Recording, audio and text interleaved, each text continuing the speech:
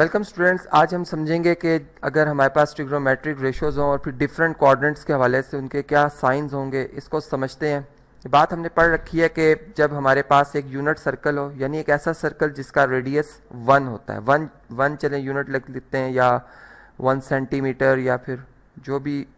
Quantity में होगा। अब यहाँ पर अगर चलें ये 1 यूनिट है और ये एक यूनिट सर्कल, और मैं कहता हूँ कि पॉइंट जो P है वो इस वक्त फर्स्ट क्वाड्रेंट में है, और ये बात हम जानते हैं कि वो पॉइंट जो कि फर्स्ट क्वाड्रेंट में होता है उसका एक्स कोऑर्डिनेट यानी एब्सिसा भी पॉजिटिव होता है और उसका वाई कोऑर्डिनेट यानी ऑर्डिनेट जो है वो भी पॉजिटिव होता है। अब ये भी बात हमने समझ ली थी कि हमारे पास जिस वक्त हम यहाँ से एक परपेंडिकुलर ड्रॉ करते हैं, यानी मैं यूँ कहूँगा कि अगर फर्ज करें ओ से लेकर ओ जो हमारे पास सेंटर ऑफ द सर्कल, या जो ओ हमारे पास ओरिजिन है एक्स वाई एक्सिस के हवाले से मैं बात कर रहा हूँ, तो अगर हमारे पास ओ क्यू ये हमारे पास एक इनिशियल आर्म हो और ओ पी जो है फाइनल आर्म हो, तो इसमें जो रोटेशन एंटी क्लॉकवाइज हुई है, मैं कहता हूँ ये थीटा एंगल कवर हुआ है। और फिर हम इसी तरीके से यहाँ से अगर एक परपेंडिकुलर ड्रॉ कर लेते हैं तो ये हमारे पास एक राइट एंगल ट्राइंगल आ जाती है, जिसमें कि जो एडजेसेंट साइड है यानी वो साइड जो कि एंगल के साथ जुड़ी हुई है, इसका जो फासला है ओरिजिन से एम पॉइंट तक ये एक्स है, और इसी तरह चूँकि पी पॉइंट ने वाई एक्सिस के लॉन्ग जो है वो वाई डिस्टेंस कवर किया, तो इसलिए हम कहेंगे पी से लेकर एम तक जो फासला ये हमारे पास वाई है। तो इस तरह से अब ट्रिग्नोमेट्रिक रेशियो जब हम अप्लाई करते हैं तो हमारे पास साइन थीटा जो है जो कि परपेंडिकुलर ओवर हाइपोटेन्यूज साइड होती है, तो परपेंडिकुलर वाई डिवाइडेड बाय 1 जो कि फिर वाई ही हमने लिखा था। और इसी तरह सिमिलरली हम यूँ कहेंगे जी कॉज ऑफ थीटा जो है ये किसके इक्वल आ गया था जी, एक्स के, जैसे बेस ओवर हाइपोटेन्यूज हम जानते हैं। अब यहाँ से मैं जो बात बताना चाहूँगा वो ये कि हम ये बात जानते हैं कि किसी पॉजिटिव नंबर का रेसिप्रोकल भी पॉजिटिव होता है, यानी साइन का रेसिप्रोकल कोसिकेंट और कॉस का रेसिप्रोकल सीकेंट ये भी पॉजिटिव होगा। और इसी तरह अगर मैं दो पॉजिटिव नंबर्स को, जैसे x को अगर y से डिवाइड करता हूँ तो x बेसिकली कॉस और y साइन थीटा है, तो कॉस ओवर साइन को टेंजेंट होता है। इसका मतलब है कि x ओवर y भी पॉजिटिव आंसर आ रहा है, और फिर y ओवर x की अगर मैं बात करूँ तो ये भी पॉजिटिव आ रहा है। तो फिर ओवरऑल अगर मैं इसको अगर समराइज करूं तो इसका यही नतीजा निकल रहा है कि फर्स्ट क्वाड्रेंट जो है हमारा, इसमें तमाम ट्रिग्नोमेट्रिक जो हमारे पास रेशियोज होती हैं इनके साइन क्या होते हैं जी, पॉजिटिव होते हैं। ऑल यूं मैं लिख दूंगा जी ऑल पॉजिटिव, ठीक, विद इन ब्रैकेट में पॉजिटिव लिख रहा हूँ। इसी तरह जब हम सेकंड क्वाड्रेंट की बात करते हैं, अब हम ये कहते हैं कि रोटेशन जो है वो कुछ ज़्यादा हुई, और अब टर्मिनल आर्म इनिशियल आर्म वही रहेगा जो कि एक स्टैंडर्ड पोजिशन में एंगल की रेफरेंस से मैंने बात की हुई है। अब हम कहते हैं कि अब ये सेकंड क्वाड्रेंट में आ गया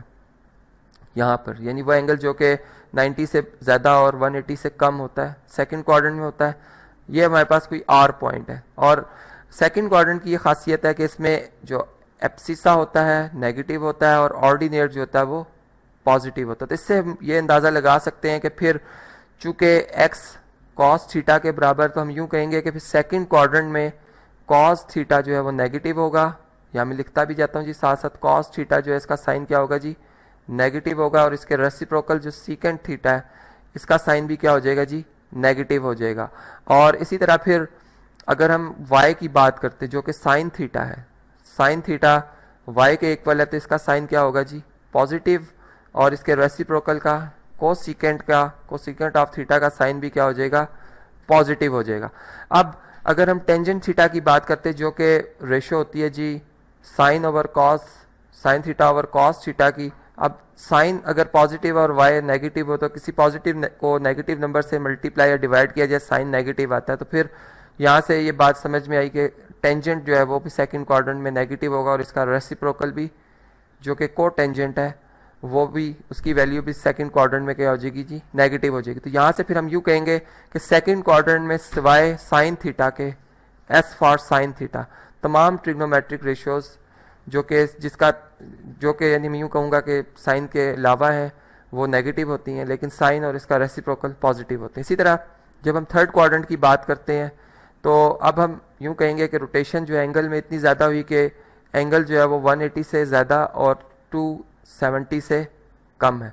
यानी इनिशियल आर्म वही रहेगा पॉजिटिव एक्स एक्सिस पे, और टर्मिनल आर्म अब थर्ड क्वाड्रेंट में आ गया। और इससे पहले मैंने कहा था कि टर्मिनल आर्म जो है वो हमारा किस क्वाड्रेंट में है जी, सेकंड में है। तो अब इस हिसाब से अगर हम देखें तो हमारे पास चूँकि यहाँ पर अगर कोई पॉइंट हमारे पास टी हो, इसका एक्स कोऑर्डिनेट भी नेगेटिव होगा और वाई कोऑर्डिनेट भी नेगेटिव होगा। तो यहाँ से फिर हम यही कहेंगे कि साइन थीटा भी नेगेटिव है, कॉस थीटा भी नेगेटिव है, इनके रेसिप्रोकल्स भी नेगेटिव है। लेकिन अगर मैं टेंजेंट थीटा की बात करता हूँ जो कि sign theta over cos theta है, अब दोनों वैल्यूज नेगेटिव है और नेगेटिव को अगर नेगेटिव से डिवाइड या मल्टीप्लाई किया जाए तो जवाब पॉजिटिव में आता है। तो हम यूँ कहेंगे कि साइन पॉजिटिव आ रहा है और इसके रेसिप्रोकल का यानी को टेंजेंट थीटा का साइन भी क्या आएगा जी, पॉजिटिव आएगा। तो यहाँ पर फिर थर्ड क्वाड्रेंट में जो हमारे पास टेंजेंट और को टेंजेंट है, ये हमारे पास ट्रिग्नोमेट्रिक जो रेशियोज होंगी ये पॉजिटिव होंगी। इसके साथ यहाँ मैं विद इन ब्रैकेट पॉजिटिव भी लिख देता हूँ ताकि ये बात भी आपके जहन में रहे कि ये पॉजिटिव के हवाले से बात हुई। इसी तरह जब हम फोर्थ क्वाड्रेंट की बात करते हैं तो फिर वो एंगल्स जो कि 270 से ज़्यादा और फिर 180 से कम होते हैं।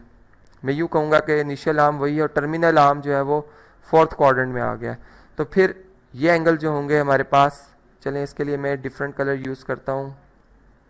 ये कलर यूज़ कर लेते हैं जी। तो ये जो है जी हमारे पास फोर्थ क्वाड्रेंट में आ चुका है पॉइंट, जिसे मैं एक्स पॉइंट से रिप्रेजेंट कर लेता हूँ, जिसका एक्स कोऑर्डिनेट जो है वो पॉजिटिव है लेकिन वाई कोऑर्डिनेट नेगेटिव है। तो अब यहाँ से आप समझ गए होंगे कि फिर यहाँ पर कॉस थीटा जो है वो पॉजिटिव है, सी फॉर कॉस थीटा, और इसका रेसिप्रोकल पॉजिटिव होंगे साइन के साथ, और बाकी तमाम जो है रेशियोज अगर आप लें तो वो नेगेटिव आ जाती हैं। तो फिर इन शॉर्ट फॉर्म में ये कह सकता हूँ कि हमारे पास अगर फोर क्वाड्रेंट्स के हवाले से हमने याद रखना हो तो हम यूँ कहते हैं कि फर्स्ट क्वाड्रेंट में all trigonometric functions positive, second quadrant में साइन, थर्ड क्वाड्रेंट में टेंजेंट और फोर्थ क्वाड्रेंट में कोसाइन। जिसको अगर हम क्लॉकवाइज पढ़ें तो ये एक्ट्स जो है वो पढ़ा जाता है, यानी ये हमारे पास निमोनिक है जो कि हम फिर याद रखते हैं, जिससे काफ़ी आसानी होती है इन रेशियोज के साइन को याद रखने में।